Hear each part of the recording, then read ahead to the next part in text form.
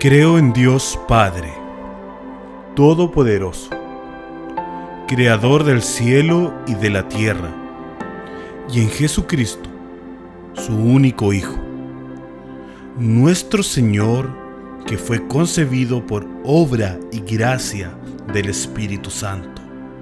Nació de Santa María Virgen, padeció bajo el poder de Poncio Pilato, fue crucificado, muerto y sepultado, descendió a los infiernos, al tercer día resucitó entre los muertos, subió a los cielos y está sentado a la diestra de Dios Padre Todopoderoso. Desde allí vendrá a juzgar a vivos y a muertos. Creo en el Espíritu Santo, la Santa Iglesia Universal, la comunión de los santos, el perdón de los pecados, la resurrección de la carne y la vida perdurable. Amén. Amén.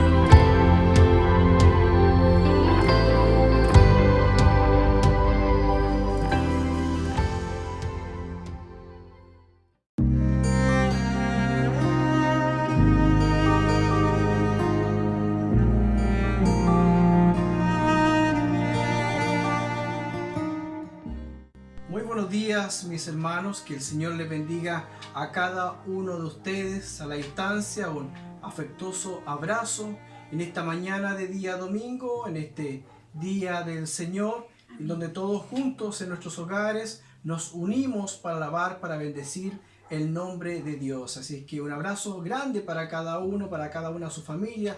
Que el Señor les bendiga, que el Señor les guarde, y le invitamos a todos a ser partícipes de este servicio dominical, a ser partícipes de las alabanzas, a alimentarnos a través de la palabra del Señor. Somos la Iglesia Bíblica Gracia Soberana, una iglesia alcanzada por la gracia del Señor, por la misericordia de Dios, que tenemos en la sola Escritura nuestra regla de fe y de conducta, y vivimos para la gloria y honra de nuestro Señor. Así que el Señor les bendiga. Vamos a iniciar con una lectura bíblica que estará a cargo de mi esposa. Que el Señor le bendiga a ella.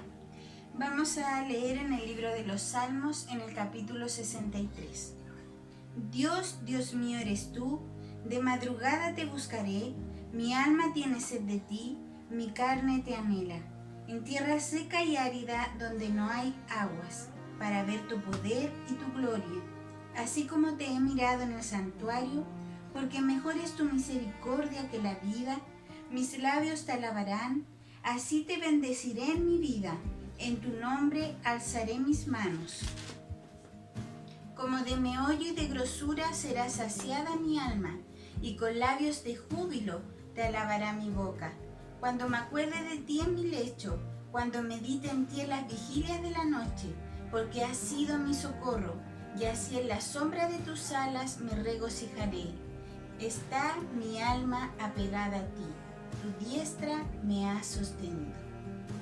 Amén. Qué hermosa palabra nos comparte el Señor en esta mañana. Y a este Dios mío vamos a ir de madrugada, de temprano. A este Señor que con su diestra nos ha sostenido, vamos a inclinar nuestro rostro para que todo lo que se haga en esta jornada sea para la honra y para la gloria del Señor. Le invito a que podamos orar un instante. Padre bueno y bondadoso, delante suyo inclinamos nuestra mirada, una vez más agradecidos por tus grandes misericordias, por tu bendición, por tus cuidados, por tus favores, porque una vez más los vemos renovados, Señor, para cada uno de nosotros, Señor.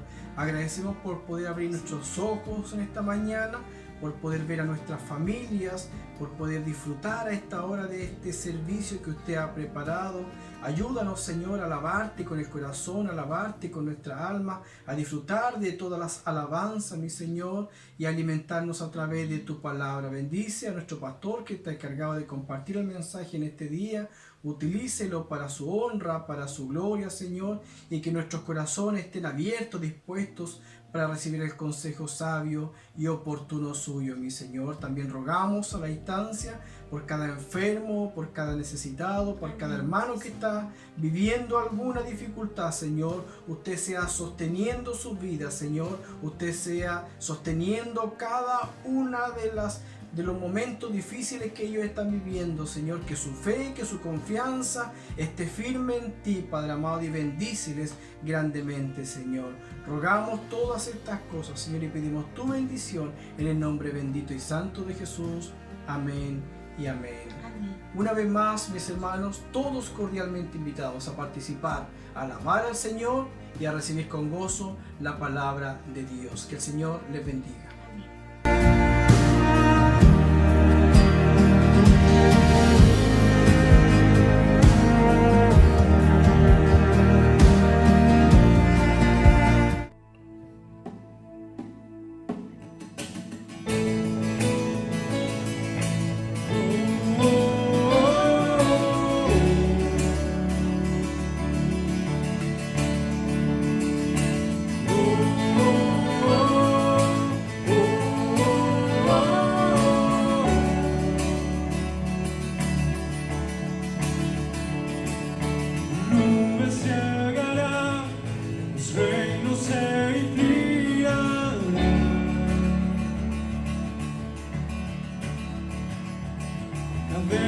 romperá, toda alma alabará. ¿Quién detiene al poderoso? Él es el león, león de Judá, quien ruge y pelea en nuestras batallas. Todos se postrarán ante él. Él es el Cordero, Cordero inmolado. El pecado quitó y nos liberó. Todos se postrarán ante el Cordero y el León. Todos se postrarán ante él.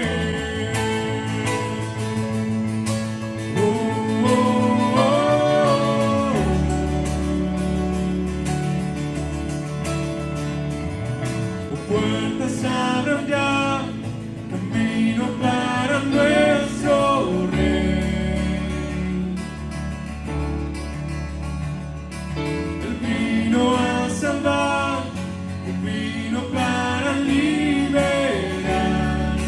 ¿Quién detiene al poderoso? Él es el león, león de Judá, quien ruge y pelea en nuestras batallas. Todos se postrarán ante él.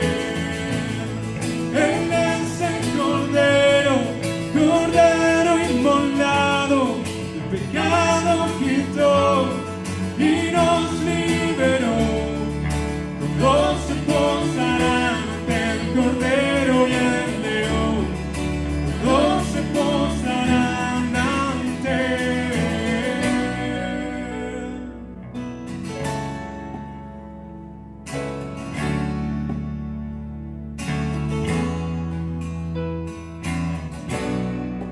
¿Quién detiene al poderoso? ¿Quién detiene al poderoso? ¿Quién detiene al poderoso? ¿Quién detiene al poderoso? ¿Quién detiene al poderoso? ¿Quién detiene al poderoso? ¿Quién detiene al poderoso? ¿Quién detiene a Dios?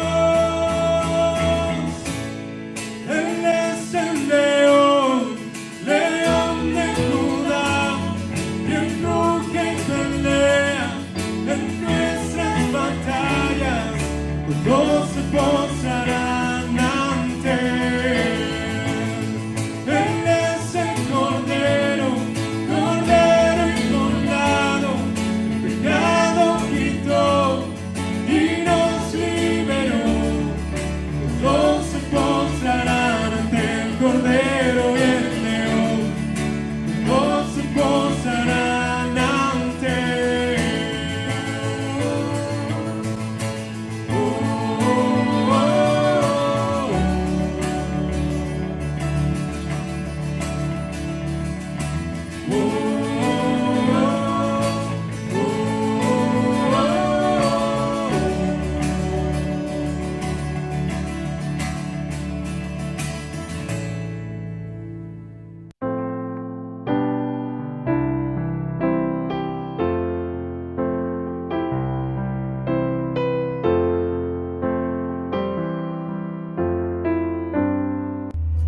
Hola mis hermanos de Iglesia Bíblica Gracia Soberana, es un privilegio para mí poder compartir en este momento la palabra del Señor, acá en Tabasco, en México, quizás muy alejado, pero con un corazón muy gozoso de poder compartir esta lectura con ustedes.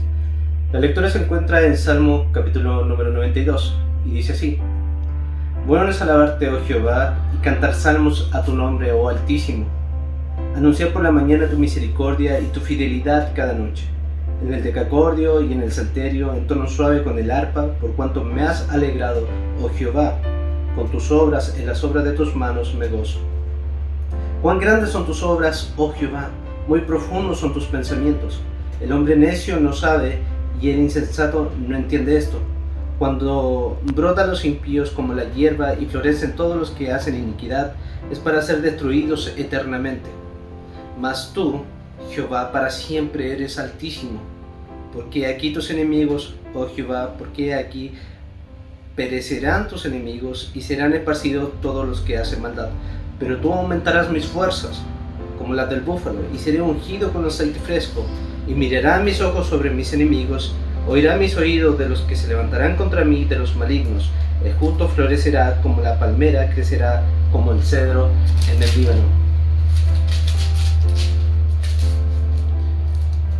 Plantados en la casa de Jehová, en los atrios de nuestro Dios florecerán, aún en la vejez fructificarán, estarán vigorosos y verdes, para anunciar que Jehová, mi fortaleza, es recto, y que en él no hay injusticia.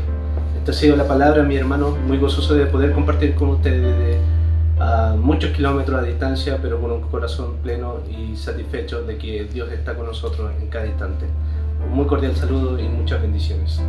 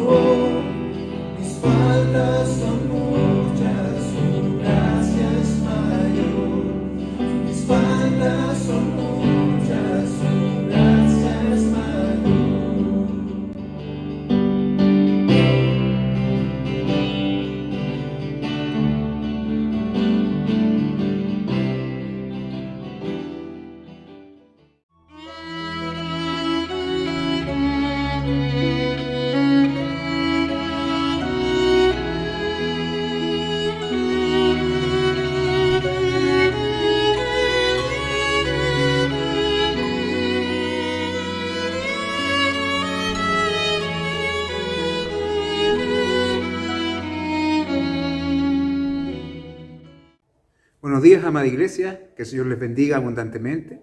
En este día del Señor es una gran bendición que podamos estar nuevamente reunidos en torno a estos medios para poder ir a la palabra del Señor y meditar juntos la grandeza de nuestro Dios. Reconocerle a Él sus obras, reconocer sus favores, agradecer por tantas cosas y tantas bendiciones que Él nos ha provisto, sobre todo agradecer su salvación, su obra de amor hacia nosotros, su constante preocupación por nosotros, su cuidado que notamos cada día. Le animamos a buscar siempre el rostro del Señor y dar gracias a Dios por los favores de Dios. A veces nosotros somos muy limitados a la hora de discernir aquellas bendiciones que vienen del Señor. Muy limitados porque le reducimos siempre a cosas que son materiales, las cosas tangibles, las que podemos ver con nuestros ojos. Pero estamos rodeados de favor de Dios. Estamos rodeados de la misericordia del Señor, que son tantas, es tan abrumadora la grandeza del Señor, la misericordia de Él hacia nosotros que a veces no las percibimos en plenitud. Así que con corazones agradecidos en esta mañana. Vamos a ir también a su palabra para poder meditar en ella, para poder ser guiados a través de ella. Le invito a que continuemos nuestra lectura en el libro de Hechos que hemos venido desarrollando en este tiempo. Hoy día ya entrando a nuestro tercer sermón del capítulo 1, sobre el capítulo 1 de este libro, y con este sermón ya estamos terminando este capítulo y nos quedan varios más todavía, pero creo que el Señor nos va a hablar durante todo este tiempo que estemos aquí, palabras que nos van a ayudar a conducirnos en medio de esta vida, glorificando al Señor como iglesia de Él. Vamos a leer Hechos capítulo 1, del verso 15 hasta el 26, y dice así la palabra del Señor. En aquellos días Pedro se levantó en medio de los hermanos, y los reunidos eran como 120 en número, y dijo: varones hermanos, era necesario que se cumpliese la escritura en que el Espíritu Santo habló antes por boca de David acerca de Judas, que fue guía de los que prendieron a Jesús, y era contado por nosotros y tenía parte en este ministerio. Este pues, con el salario de su iniquidad, adquirió un campo, y cayendo de cabeza se reventó por la mitad, y todas sus entrañas se derramaron, y fue notorio ante todos los habitantes de Jerusalén, de tal manera que aquel campo se llama en su propia lengua Aceldama, que quiere decir campo de sangre. Porque está escrito en el libro de los Salmos: sea ella desierta su habitación, y no haya quien more en ella, y tome otro su oficio. Es necesario pues que de estos hombres que han estado junto con nosotros todo el tiempo que el Señor Jesús entraba y salía con nosotros, comenzando desde el bautismo de Juan hasta el día en que de entre nosotros fue recibido arriba, uno sea hecho testigo con nosotros de su resurrección. Y señalaron a dos: a José llamado Barsabás, que tenía por sobrenombre Justo, y a Matías. Y orando dijeron: tú, Señor, que conoces los corazones de todos, muestra cuál de estos dos has escogido, para que tome la parte de este ministerio y apostolado de que cayó Judas por transgresión para irse a su propio lugar. Y les echaron suerte, y la suerte cayó sobre Matías, y fue contado con los 11 apóstoles. Amén. Le invito a que tomemos un tiempo para orar. Amado Señor, vamos ante ti porque estamos frente a tu palabra. Porque, Señor, tú escudriñas nuestros corazones y conoces nuestras vidas. Señor, y tú sabes, mi Dios bendito, la gran batalla que muchas veces tenemos que librar a la hora de tomar decisiones, Señor, que te glorifique. Porque a veces, Señor, nos equivocamos en los conceptos, en los parámetros que han de guiar nuestra mente a la hora de decidir. Por eso te pedimos, Dios, que tú nos hables, que tú nos guíes, nos dirijas de tal forma que tú seas muy glorificado en medio de nosotros, Señor, en este día a través de tu palabra. Prepara nuestros corazones para recibir tu voz, te lo pedimos en el nombre de Jesús. Amén.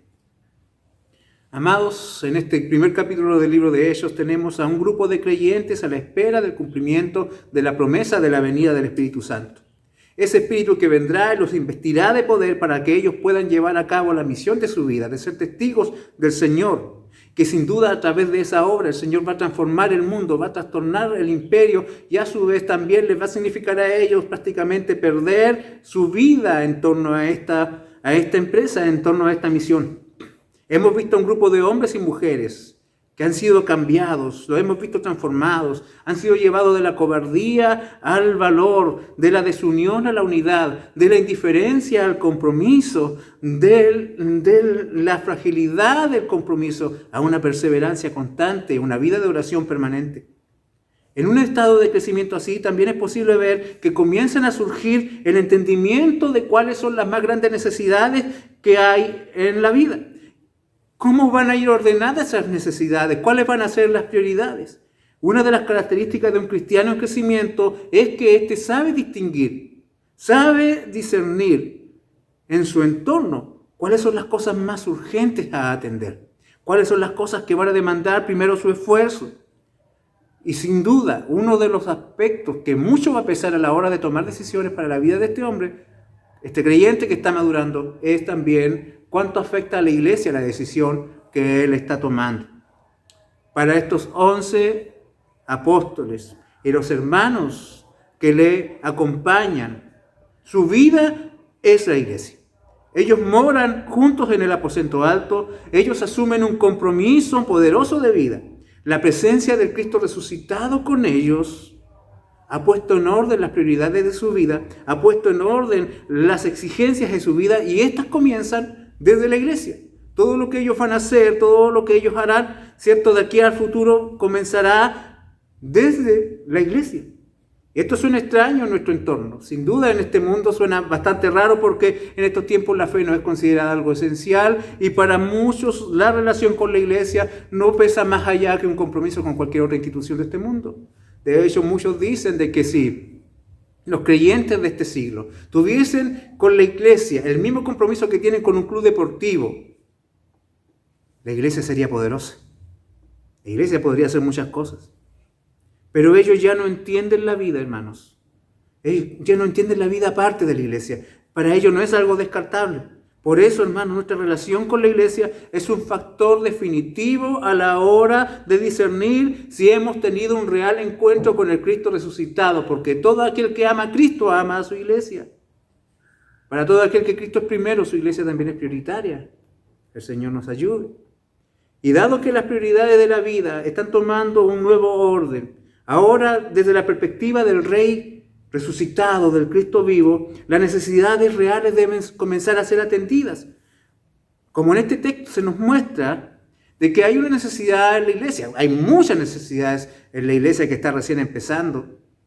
Pero hay una que es prioritaria y esta es la que nos relata Lucas en esta última parte del capítulo 1, que nos habla acerca de la elección del hombre que tomará el lugar que dejó Judas a causa de su deserción.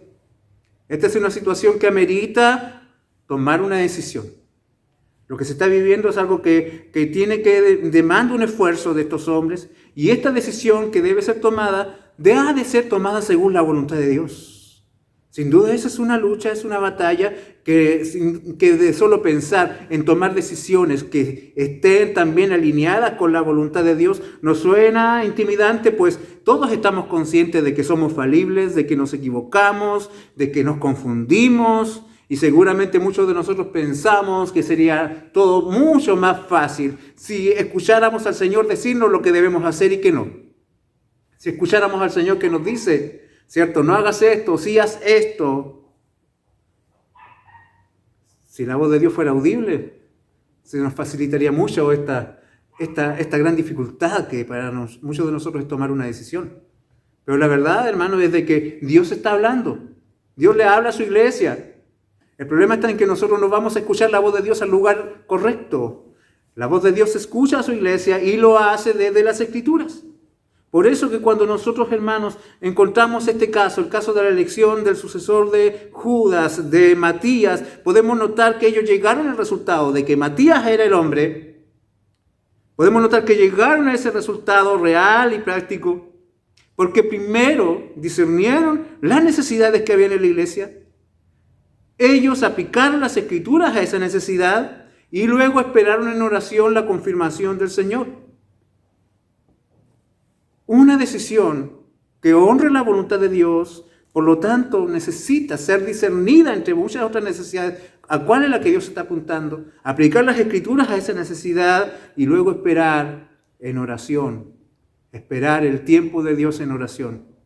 Una guía sencilla y útil para nuestras vidas en el reino, para que tomemos decisiones según la voluntad de Dios, con plena certeza. Comenzamos nuestro texto en esta mañana leyendo el verso 15, donde Lucas nos introduce en ese momento especial dentro del desarrollo de la historia de la iglesia que va entre la ascensión del Señor y la venida del Espíritu Santo, y donde se nos da a conocer esas nuevas señales evidentes de las transformaciones que el Señor resucitado está causando en sus discípulos. En los evangelios, hermanos, siempre pudimos ver a los discípulos erráticos, tendientes al error, y especialmente uno que se caracterizaba justamente por eso, porque el que si en algo se destacaba era en lo impulsivo y en lo errático de su carácter, Pedro. Y acá vamos, hermanos, que Pedro surge en medio de este texto como alguien que está asumiendo una especie de liderazgo, un liderazgo inicial dentro de la iglesia. Y este hombre que está aquí actuando y tomando la palabra dentro de los hermanos, era el mismo que siempre lo vimos actuando de forma, como le decía, impulsiva, errática e imperfecto. Pero a contar de este momento, hermanos, le escuchamos hablar y le oímos hablar como un hombre maduro, como un hombre diferente. Este se pone de pie entre los 120 hermanos que estaban allí y se dirige a ellos con una convicción y certeza que ha de ser destacada, que ha de ser considerada con seriedad, porque sin duda el Espíritu Santo va a conducir a Lucas en medio del registro, o a través del registro que él va a hacer de los acontecimientos de la iglesia primera, y los primeros casi 12 capítulos de este libro van a estar girando en torno a la vida de este hombre, de este Pedro. Este Pedro, hermanos, que no podemos sacarnos de la mente que hace unos pocos días atrás había negado al maestro, que había cometido una serie de errores graves, que había sido impulsivo, que había tomado una espada y que había cortado la oreja de un hombre, pero que luego, hermano, no fue capaz de sostener el nombre de Jesús delante de una mujer. Este mismo Pedro ahora está puesto en pie delante de los hermanos. ¿Qué ha sucedido? Un proceso de restauración. El Señor resucitado tuvo un trato especial con este hombre y él tuvo que experimentar el quebrantamiento, y también a través de ese quebrantamiento el Señor le permite experimentar la gracia. Y por lo tanto, hermanos, lo que él ha asumido como liderazgo es un liderazgo que emana de la gracia del Señor, porque sin duda por los méritos de Pedro él no pudiese estar calificado para ejercer, pero fue la gracia de Dios la que le permite alcanzar un lugar, y él es puesto en medio de los hermanos. Definitivamente Pedro había demostrado por sí mismo que él no podía alcanzar una estatura de eminencia en medio de los hermanos, dado que su carácter era muy defectuoso. Pero sin embargo, hermanos, nos encontramos con un hombre que ha sido restaurado por el Señor y será utilizado por la gracia de Dios. Y eso, hermanos, es lo que sucede aquí. Vemos a un hombre que se pone en pie porque la gracia de Dios le levanta. Y todos allí en esa iglesia tienen conciencia de la gracia de Dios.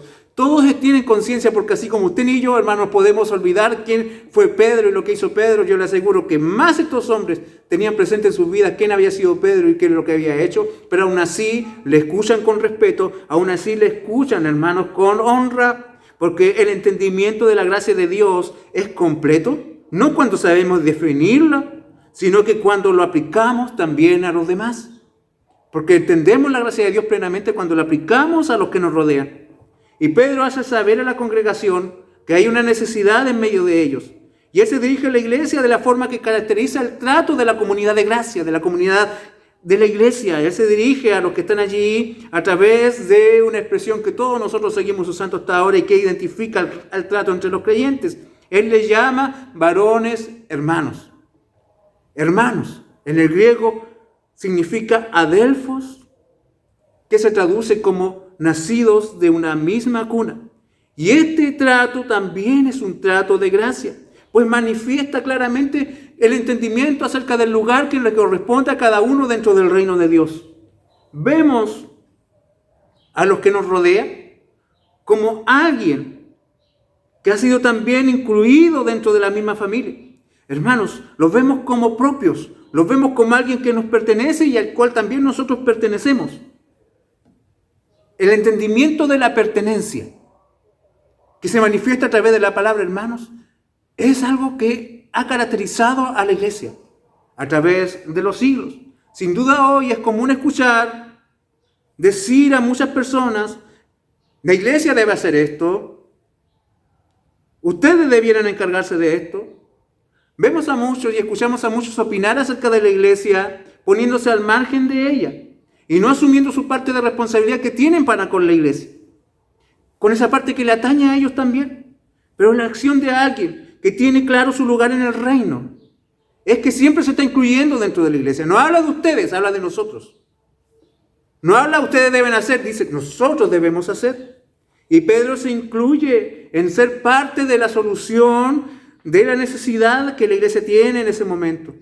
Y dentro de muchas cosas que se necesitan, hay una cosa en particular que este varón ha entendido y que se la comunica a sus hermanos. Y esta es la necesidad de encontrar un varón que ocupe el lugar dejado por Judas.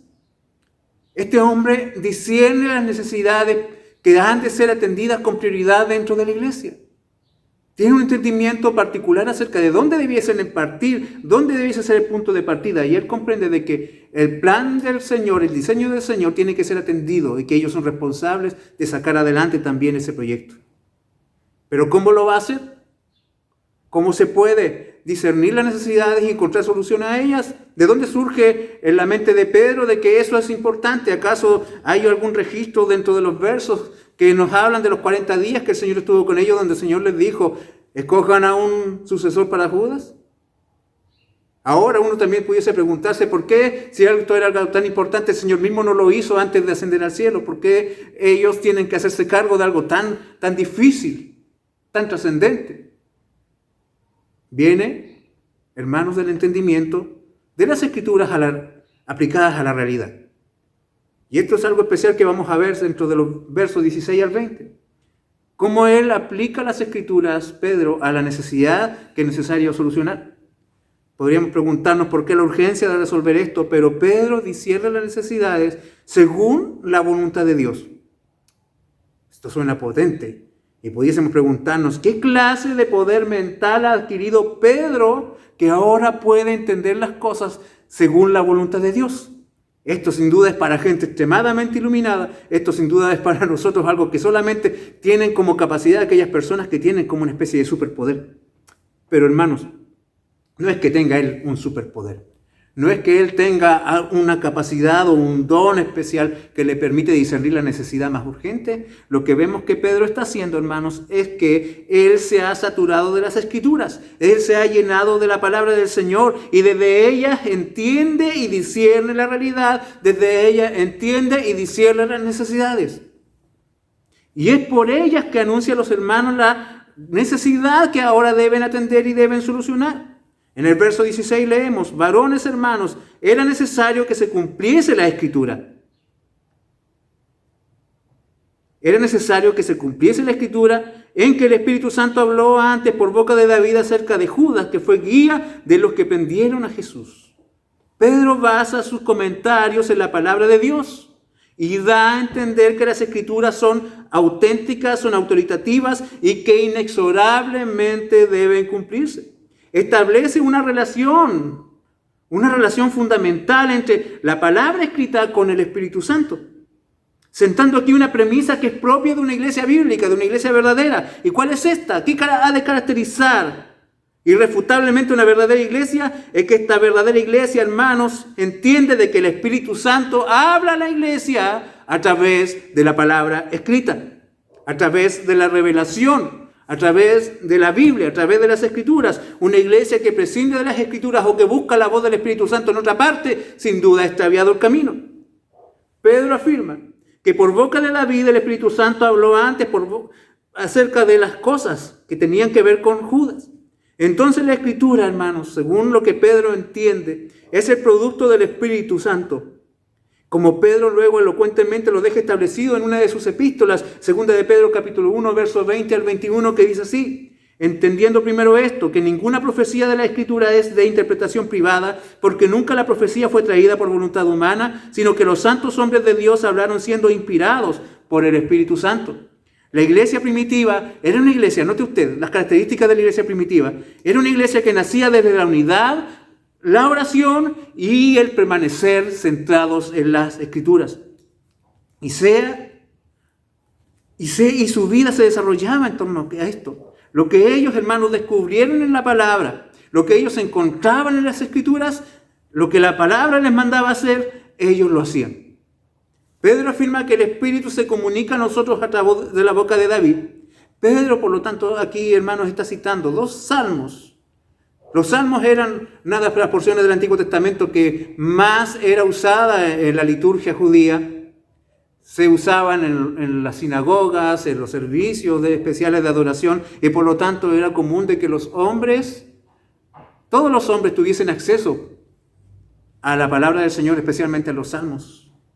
Y es importante, hermanos, esto es trascendente ver cómo este mismo Pedro, que ya lo dijimos, que había negado al Señor, y que luego ahora está asumiendo un liderazgo, este mismo hombre que no tenía más educación que la de un pescador, hermanos, entiende las escrituras y las interpreta de una manera tan correcta, usa una exégesis, usa una hermenéutica tan perfecta que aplica, que tiene que ver con la realidad que a él le atañe, y eso es algo maravilloso, y eso, hermanos, es algo que a nosotros nos debiese animar, que no solamente las escrituras y el entendimiento de ellas está reservado para las grandes eminencias de los seminarios, sino que todo hombre que ama al Señor, toda mujer que ama al Señor, todo joven que ama al Señor, todo niño que ama al Señor, todo anciano que ama al Señor, puede ir a las escrituras y con la ayuda y la guía del Espíritu Santo entenderlas para poder encontrar dirección para su vida. Pedro cita, hablando de David, y específicamente cita el Salmo 69 y parte del Salmo 103. Hermanos, los salmos más usados en la liturgia judía y los que más se citan también en el Nuevo Testamento eran el Salmo 69 y parte del Salmo 22. Ahora lo que Pedro manifiesta es que Judas había desertado. Como dice acá, Judas se hizo guía de los que prendieron a Jesús. Y note usted que cuando él habla esto, lo une el verso 17 donde dice, y era contado con nosotros y tenía parte en este ministerio. ¿Cuál es el problema? ¿Qué es lo que pasó con Judas? ¿Por qué es necesario buscar a alguien que ocupe su lugar? Hermanos, las razones de esta elección, las razones de esta decisión que se han de tomar, surgen del hecho de la deserción de Judas, no propiamente tal de su muerte. Y es interesante, hermanos, tener en cuenta esto porque más adelante nos vamos a encontrar con que Jacobo, uno de los discípulos también y uno de los íntimos del Señor, uno de los tres más cercanos, es asesinado por Herodes. Él muere, pero la iglesia no buscó un sucesor. No hubo una segunda elección. O sea, la razón que vemos acá para buscar a alguien que ocupe este lugar no está en que Judas murió, sino que está en el hecho de que Judas, siendo uno, como dice el verso 17, que era contado con nosotros y tenía parte de este ministerio, hizo lo que aparece al final del verso 16. Fue guía de los que prendieron a Jesús. O sea, fue un apóstata. Fue alguien que renunció a su llamamiento. Fue alguien que hizo algo completamente contrario a aquello para lo cual había sido llamado. Él había desertado del apostolado, por lo tanto quedaba allí un lugar desocupado, un lugar vacío que era necesario ser llenado. Entonces, eso es importante que lo entendamos. Por lo tanto, esto nos ayuda a entender por qué no existe la sucesión apostólica. Porque no es la muerte la que amerita el llamar a un nuevo apóstol. Es la deserción en un momento crucial del inicio de la iglesia, cuando la iglesia estaba siendo fundada. En segundo lugar, lo que Pedro también entiende de que ellos eran contados de una manera especial. Había un número que tenía que ser completado y este número era un número que el Señor había señalado y que tenía un significado espiritual especial. Nosotros no practicamos la numerología, pero sin duda los judíos tenían un entendimiento especial acerca de los números y la significancia que ellos tenían, y el Señor también le dio esa misma importancia. Pero lo que dice acá el texto, hermanos, de que cada uno de ellos representaba a esas 12 varones, a las 12 tribus de Israel, que habían de ser restauradas para formar el Israel espiritual, que el Señor iba a bendecir con el derramamiento de su Espíritu Santo en el Pentecostés. Cuando hablamos del Israel espiritual nos referimos a la iglesia, al número total y completo de cada uno de los salvados, que incluye un número determinado de gentiles también, que serán incluidos en ella y que el Señor ha predestinado desde antes de la fundación de este mundo. Notemos también que Pedro entiende que aunque Satanás azuzó el pecado del corazón de Judas para impedir el propósito de Dios, el plan del Señor es inmutable y Dios en su providencia permite que hasta la maldad de los hombres coopere en el cumplimiento de su voluntad perfecta. Y por lo mismo el número original de aquellos que el Señor llamó debe ser completado, pues el Señor está decidido a cumplir su plan con la iglesia. En el verso 18 nosotros notamos de que acá el apóstol Pedro cita 2 salmos y él los usa como la referencia, como el fundamento del por qué la necesidad de buscar a un sucesor para Judas. Verso 18 dice, este pues, con el salario de su iniquidad adquirió un campo, cayendo de cabeza se reventó por la mitad, y todas sus entrañas se derramaron, y fue notorio a todos los habitantes de Jerusalén, de tal manera que aquel campo se llama en su propia lengua Aseldama, que quiere decir campo de sangre, porque está escrito en el libro de los Salmos, sea ella desierta su habitación, y no haya quien more en ella, y tome otro su oficio. La primera parte, sea ella desierta su habitación y no haya quien more en ella, es referencia al Salmo 69. Y la segunda parte, tome otro su oficio, es una referencia al Salmo 109. Pedro introduce la cita del Antiguo Testamento, tan recordada, hermanos, y que nos recuerda, ¿cierto?, especialmente al ministerio profético en el verso 20, porque está escrito. Es decir, las Escrituras han mantenido su vigencia, son absolutamente confiables, ellas se cumplen, ellas lo dijeron, allí está Dios hablándonos. Pero nosotros también notemos que aunque todo lo ocurrido fue determinado por la soberanía de Dios, según lo que dice el verso 20, nosotros volvemos atrás al verso 18 y nos encontramos que todo aquello que ocurrió es de absoluta responsabilidad de Judas. Pues con el salario de su iniquidad, dice acá el escritor, poniendo, hermanos, a la par estas dos verdades fundamentales del Evangelio, la soberanía de Dios y la responsabilidad del hombre. Hermanos, fue la responsabilidad de Judas la que está aquí y la que es evidenciada a través de estos textos. En la descripción de los eventos que Pedro hace y Lucas transcribe, hay una gran cantidad de detalles que se van mostrando. Por ejemplo, se nos dice de que con el sueldo de su iniquidad se compró un terreno.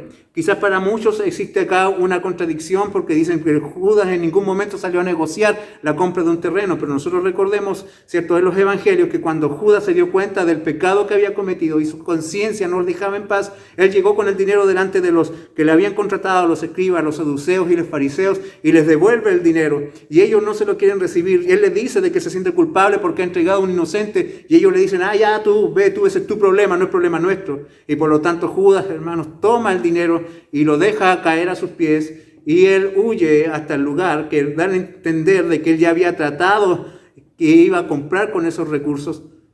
Y la cosa está en que después el libro de Mateo nos dice de que estos hombres toman ese dinero y van y compran un terreno, el terreno del alfarero, para hacer de él un cementerio dedicado a los forasteros, a los extranjeros, porque inclusive hasta los mismos saduceos y los instigadores de la muerte del Señor entendían de que ese era un dinero mal habido, que era un dinero que tenía sangre, era un dinero sucio y que no era digno de ser tomado para ser echado en las ofrendas. Y por lo tanto ese terreno, ese cementerio se le llamó allí campo de sangre. Y Judas, hermanos, fue hasta ese lugar, como lo dice el Evangelio de Mateo, y se ahorca, se cuelga de un árbol.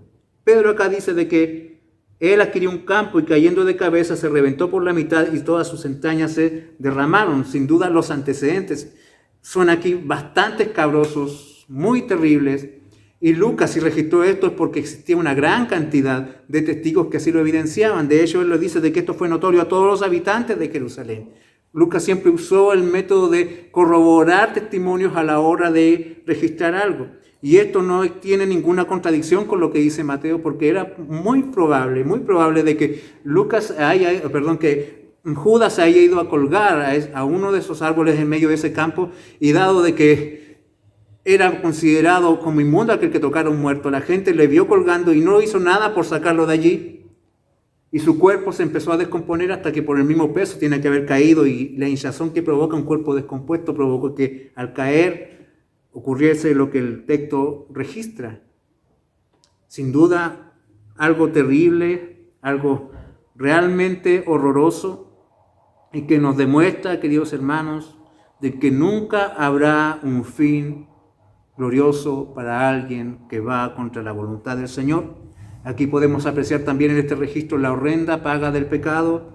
Dice el Salmo 16, verso 4, se multiplicarán los dolores de aquellos que sirven diligente a otro Dios. Hermanos, no es poca cosa haber conocido al Señor, no es poca cosa haber manifestado compromisos con el Señor, no es poca cosa haberse expuesto al Evangelio del Señor para luego darle la espalda. Las consecuencias siempre serán terribles.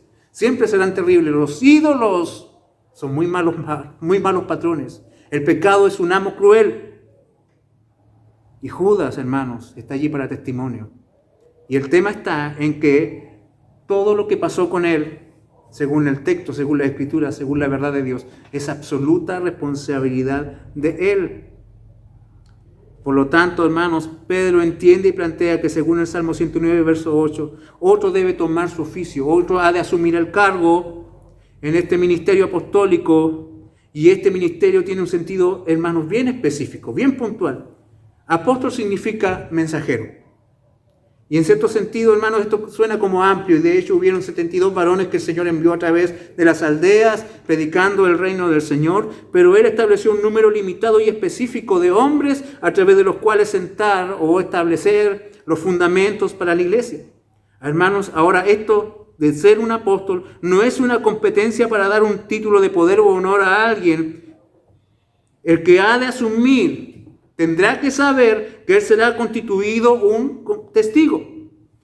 Él tendrá que ser contado como uno de los 12, pero para dar testimonio del Señor. Por lo tanto, hermanos, el testigo tiene una implicancia doble. Ser llamado testigo tiene un doble significado. Se refiere a dar testimonio de algo que una persona ha observado y se refiere también al acto de testificar en un caso defendiendo una verdad al extremo del sacrificio. O sea, hermanos, aquí no está la idea del glamour o la fama en la mente de aquellos que están en la iglesia hasta ahora al hablar de apóstoles. El que asuma debe saber que su cabeza va a tener un precio. Por lo mismo se establece un criterio a la hora de la elección que se fundamenta prácticamente en 2 requisitos que no son una mera opinión de Pedro como muchos dicen. Dicen, fue Pedro el que lo propuso, que se hicieran las cosas de esta manera. Si nosotros, hermanos, asumimos de que Pedro está haciendo todo lo que está haciendo guiado por el Espíritu Santo y a través de la interpretación de las Escrituras, sin duda los requisitos para decidir quién será el sucesor de Judas no son un mero capricho que se le ocurrió al apóstol, sino que es la guía activa del Espíritu Santo en ese momento de la historia de la iglesia. El primero de ellos, hermanos, es que dentro de todos los que están allí, dentro de todo ese grupo de hermanos que están allí, de esos 120, se busquen a hombres, como dice el verso 21, que han estado junto con nosotros todo el tiempo que Jesús entraba y salía entre nosotros, comenzando desde el bautismo de Juan hasta el día que de entre nosotros fue recibido arriba.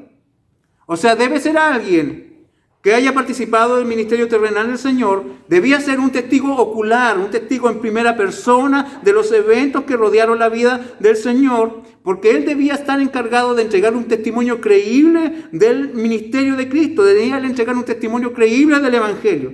Y para poder establecer un criterio práctico, real y conciso, entonces se establecen como parámetros básicos 2 eventos históricos que están allí, hermanos, dentro de la vida del Señor. El primero es el bautismo del Señor Jesús allá en el Jordán a través de Juan y su ascensión hasta los cielos.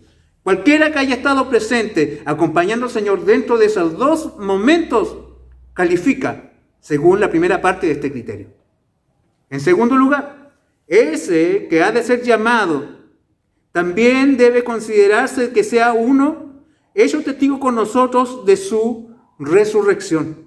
El que debía de ser llamado también tendría que haber visto personalmente al Señor resucitado de una forma directa. No podía ser alguien que escuchó, no podría ser alguien que se le comunicó. Él tendría que haberlo visto con sus ojos al Cristo resucitado. Y esto es importante, pues el mensaje de la resurrección del Cristo es clave en la predicación apostólica. Será el punto de inflexión en todo el trato de la iglesia con el mundo. La iglesia sería muy amada, la iglesia sería muy respetada, muy acogida en cualquier comunidad, siempre y cuando sostuviera que Cristo no resucitó. Pero la resurrección de Cristo fue el gran detonante de toda la persecución que se vino contra la iglesia. Y por lo tanto, si alguien ha de ser llamado a ocupar ese lugar, tenía que tener el fundamento para dar fe, para ser testigo delante del mundo de que Cristo estaba realmente vivo.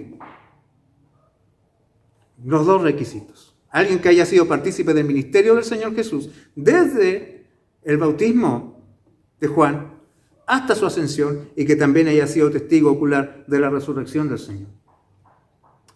Si usted sigue viendo el mismo texto, notemos que aunque habían 120 hermanos en ese lugar, todos contemporáneos de estos eventos, todos estaban allí, o sea, ellos de una u otra manera vieron al Cristo con sus ojos y fueron testigos. No fue alguien que su abuelo le contó la historia de Jesús, no, estaban allí en ese momento.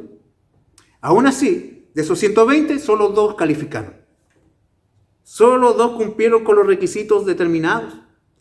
Y sin duda, hermanos, si de esos 120 que estaban allí con apenas 40 días de diferencia entre la ascensión de Cristo o de su resurrección, hermanos, apenas 2 calificaron, ¿cuántos más quedan descalificados todos aquellos que hoy día se arrogan el título de apóstol? Sin duda ellos más excluidos están y tan extraviados están. De esos 120, 2 califican. Y estos 2 varones son identificados claramente. José, llamado Barsabás, que también tenía por sobrenombre Justo, y a Matías. La calificación cayó sobre estos 2 hombres. Hermano, fíjese usted, Barsabás significa hijo del día de reposo y Matías significa regalo de Dios. Sin duda, hermanos, estos mismos son los nombres ya de estos varones, los nombres que identifican a estos hombres y sus apodos. Proponen de que estos hombres tienen un carácter piadoso que cumple los requisitos de alguien apto para el ministerio cristiano. O sea, no hay uno que sea mejor que otro, no hay uno que tenga mejores títulos que el otro, no hay uno que sea más calificado que el otro. Definitivamente, si alguien ha de quedar en ese puesto, no será por méritos humanos, no pesarán las capacidades humanas, lo que determinará aquello será la elección soberana del Señor. No es uno más que otro, es simplemente la voluntad soberana de Dios que toma uno de acuerdo a sus propósitos eternos. Y una vez establecidos los requisitos, una vez identificados a los 2 hombres que cumplen con estos requisitos, nosotros ya entramos a los versos 24 al 26, donde se ve que es innegable, hermanos, el proceso definitivo de la señalación de uno de los 2. Sin duda, quizás nosotros nos vamos inmediatamente al verso 26 y eso es como innegable que pasa siempre, donde se dice que por suerte se decidió quién habría de ser el apóstol de reemplazo, pero hermanos, eso sería injusto con todo lo que nosotros estamos viendo acá y sería como muy liviano y muy simple irse directamente al verso 26 y al final tanto que se hizo, Pedro tanto que habló de las Escrituras y al final todo se decidió por suerte. La verdad es que no es así. Nosotros podemos observar en el verso 24 que se nos dice que esto, hermanos, esto del verso 26 es el resultado de lo que ellos hicieron desde el verso 24 hasta el 25. El proceso, hermanos, que llevó a la elección de uno de estos 2 hombres es un proceso lleno de reverencia y lleno de piedad. El verso 24 dice, orando. O sea, hermanos, vemos en participio la acción de orar. Una oración constante, continua, perseverante, esforzada, apasionada. Hermanos, ellos fueron al ejercicio apasionado de la oración.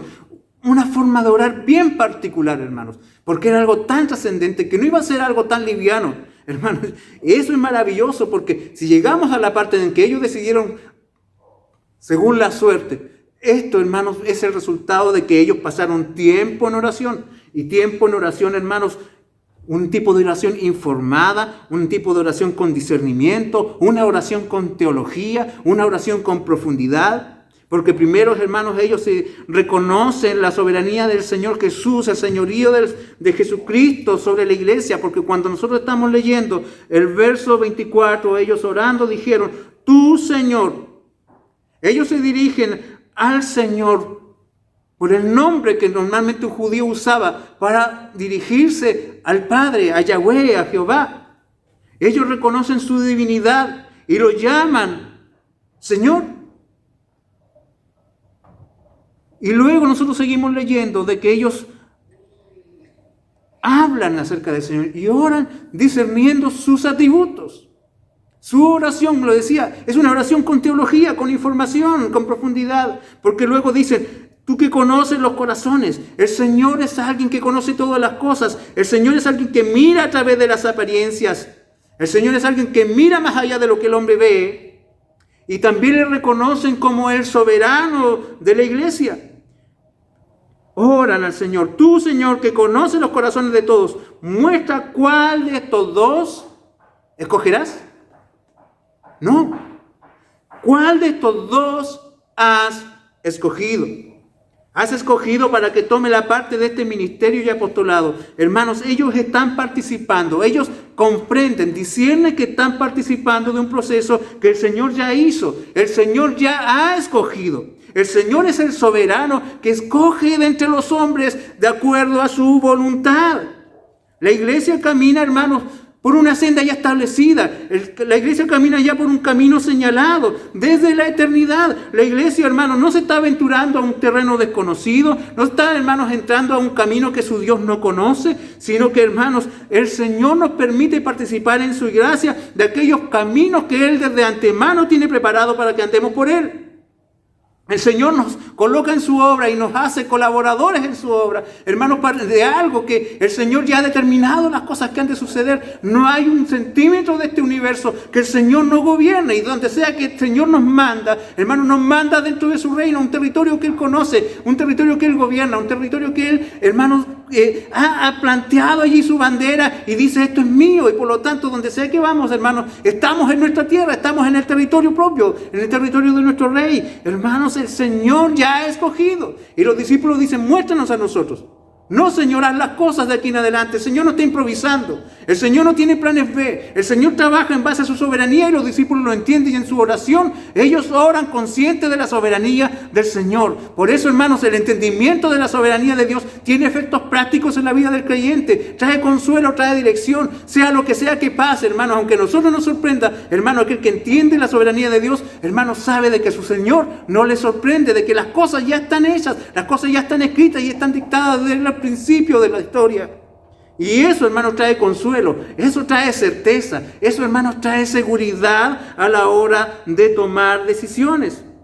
Hermanos, notemos cómo la elección divina para la vida también está relacionada, según el texto, con el destino de los malos, porque inmediatamente que dicen acá: aquel que tú has escogido de entre estos dos, y luego siguen diciendo: para que ocupe el lugar, cierto, que del cual cayó Judas por transgresión para irse a su propio lugar. Y esto, hermanos, es algo que debemos también asumirlo y comprenderlo en su integridad. Hermanos, la elección divina para la vida también está relacionada con el destino de los malos.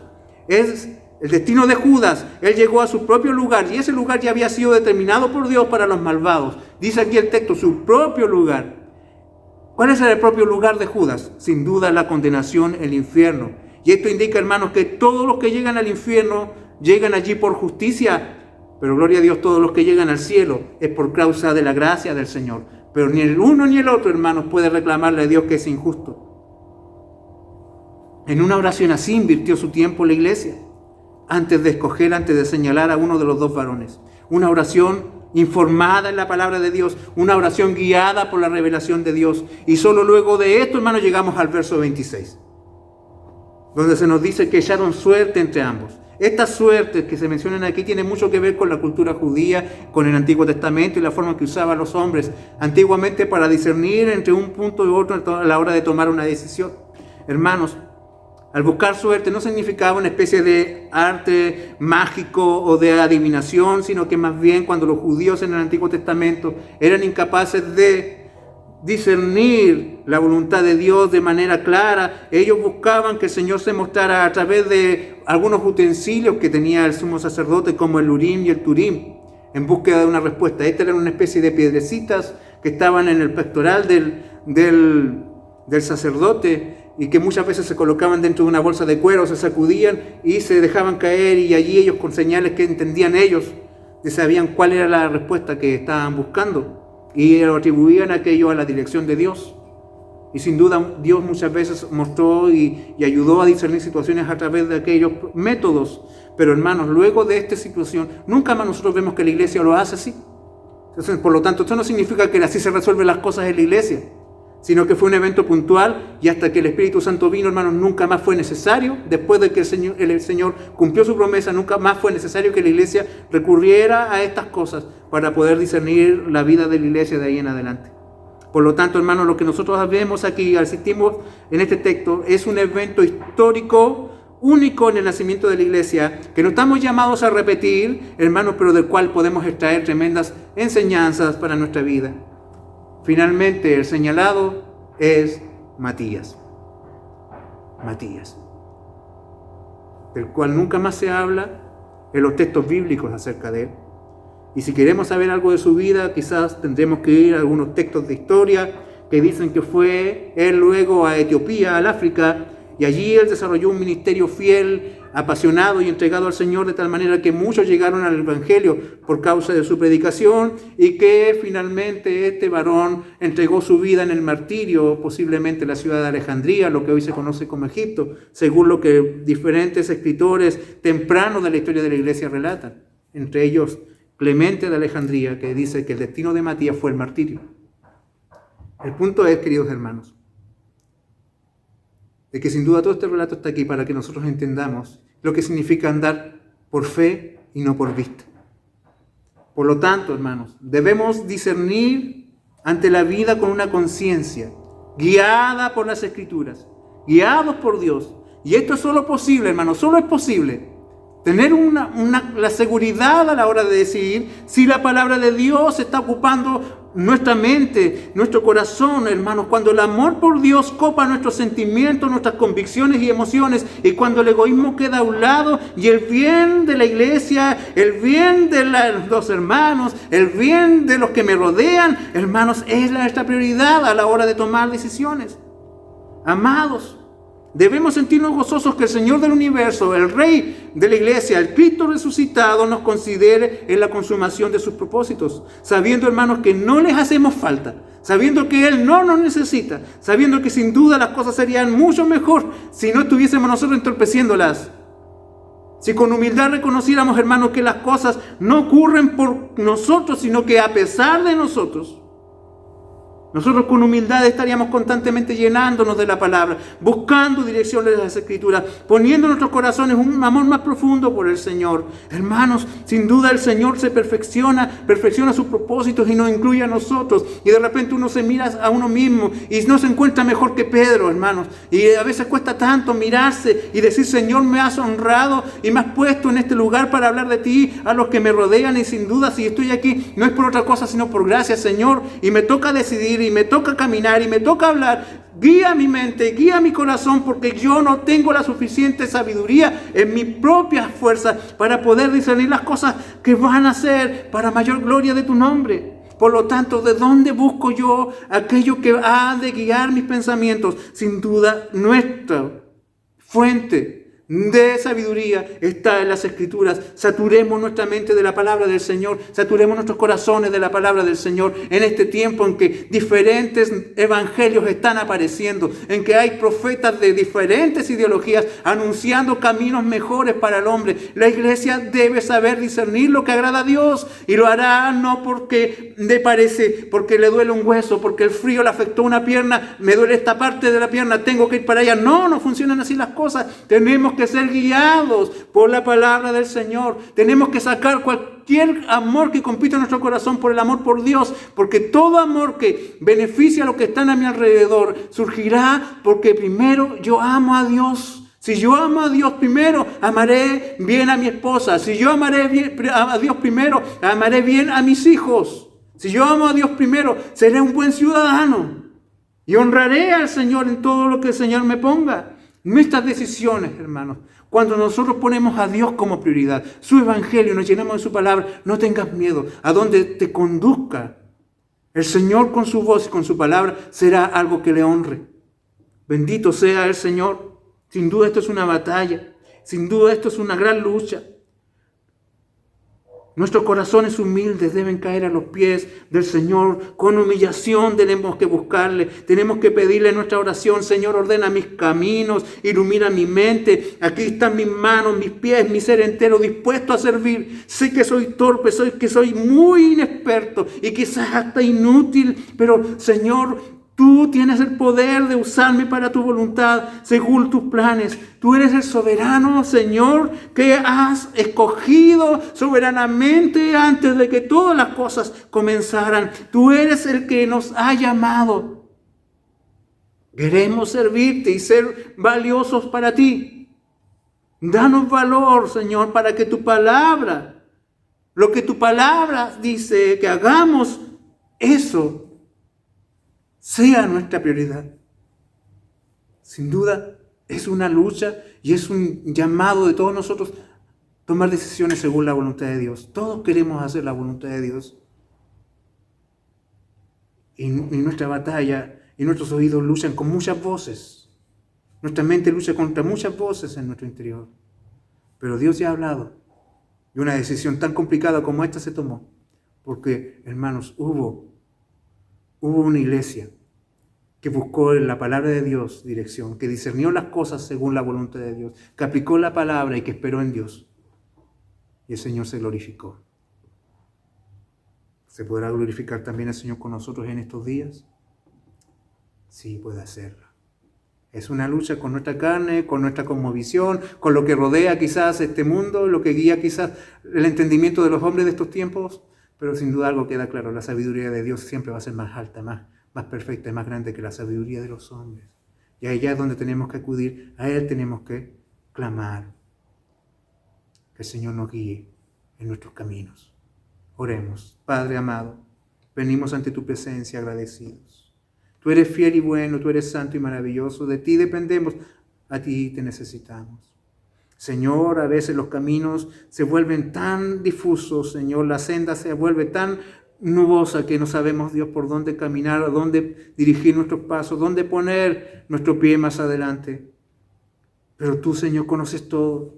Y nos refugiamos en la verdad de tu soberanía. Nos refugiamos, Señor, en ese tremendo castillo que significa tener un Dios que ha preordenado todas las cosas según el conocimiento de su voluntad, por la voluntad perfecta y buena que tienes para con nosotros, y que todo el mundo y el universo ha sido ya establecido en base a aquello. Señor, queremos abrazarnos de tu soberanía y descansar en ella. Y queremos tomar decisiones que te honren, mi Dios. En estos tiempos difíciles necesitamos tu dirección. Ayúdanos, mi Dios, para que nuestros corazones abandonen toda arrogancia, abandonen, Señor, toda altanería, para que saquemos de nuestra mente, Señor, todo argumento que se contraponga a tu palabra y que nos llenemos de ella, para que sepamos aplicarla a nuestra realidad, para que sepamos aplicarla a nuestra familia, para que sepamos aplicarla en medio de este contexto que estamos hoy y podamos glorificarte, Señor, a través de nuestras decisiones. Ayuda, Señor, a tu pueblo. Sé que, Señor, podrías hacer las cosas sin nosotros, Señor, pero tú has querido hacerlo, convocándonos a hombres y mujeres imperfectos a tus caminos, llamándonos a tu pueblo, haciéndonos parte de tu iglesia. Y eso, mi Dios, es algo que nos conmueve. Eso, Señor, es algo que nos asombra. Cuán grande es tu amor, mi Dios, que nos miras y nos recoges. Bendice a tu iglesia, Señor, en estos tiempos te lo pedimos, en el nombre de Jesús. Amén. Que el Dios de gracia y paz les bendiga a cada uno de ustedes, hermanos.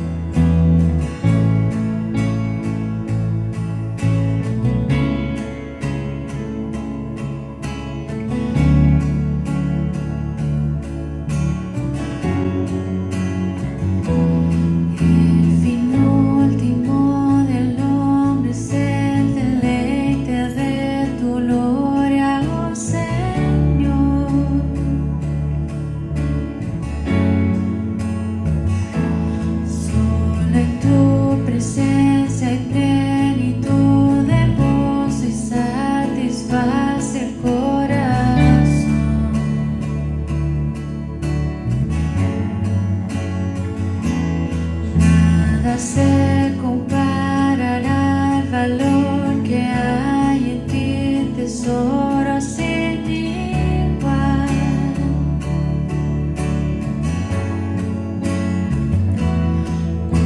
Conocerte y ser hallado en ti, Jesús, es en verdad felicidad.